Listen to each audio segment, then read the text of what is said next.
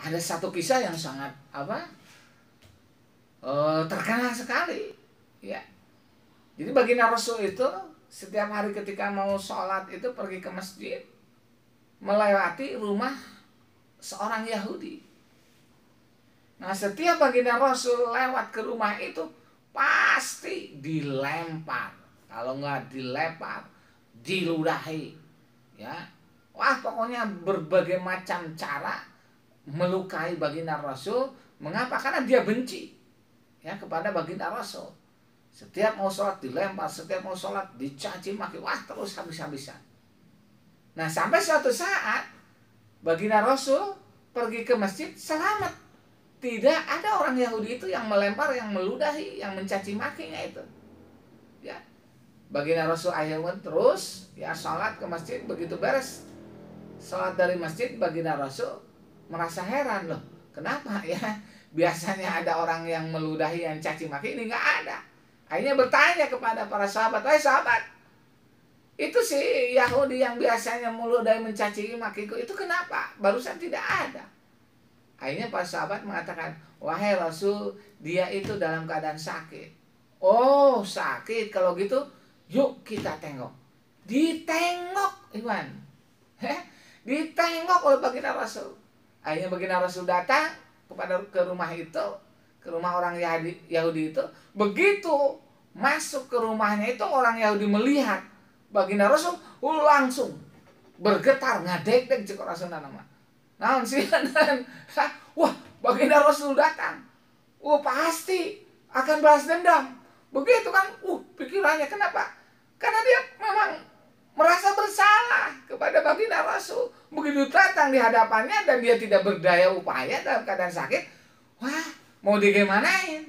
Gak bisa melawan kan? Lari juga gak bisa. Tetapi begitu datang baginda Rasul, justru baginda Rasul pun sudah tahu dia merasa bersalah, dia tidak nyaman dengan kedatangannya, bahkan bergetar, ngadeg-deg, kasiunan. Ya, akhirnya dia menenangkan, nggak apa-apa, biasa saja. Ya, udah, apa yang kau lakukan kepadaku, aku sudah maafkan sejak dulu. Bahkan aku doakan kau semakin sehat, mudah-mudahan sembuh, ya, diberikan hidayah dan diberikan kemakmuran dalam hidup.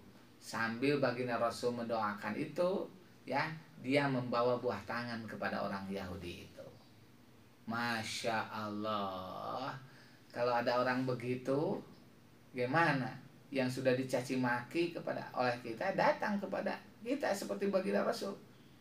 Ya Allah, sulit untuk mengungkapkannya. Akhirnya dia bercucuran air mata, nangis di pangkuan baginda Rasul, langsung mengucapkan syahadat. Asyhadu an la ilaha illallah wa asyhadu anna Muhammadar Rasulullah. Aku bersaksi tiada Tuhan selain Allah, dan aku bersaksi wahai Muhammad, engkau baginda Rasulullah adalah utusan Allah. Itulah akhlak mulia yang patut kita contoh, ya. Dan itulah yang akan menjadikan kita hidup nyaman, damai, bahkan sukses dalam kehidupan.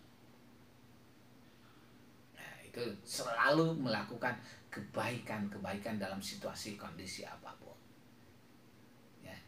Bahkan ketika kita melakukan kebaikan itu bisarra wa darra, baik dalam keadaan lapang ataupun dalam keadaan kepepet, kita terus melakukan kebaikan. Ya, kalau kita mampu dengan tenaga, kalau kita mampu dengan harta kekayaan, melakukan kebaikan dengan harta kekayaan, kalau hanya pikiran-pikiran, kalaupun tidak minimal mengucapkan doa-doa yang baik kepada siapapun. Nah, insya Allah, ya, siapapun yang melakukan kebaikan itu pasti akan mendapatkan balasannya di sisi Allah.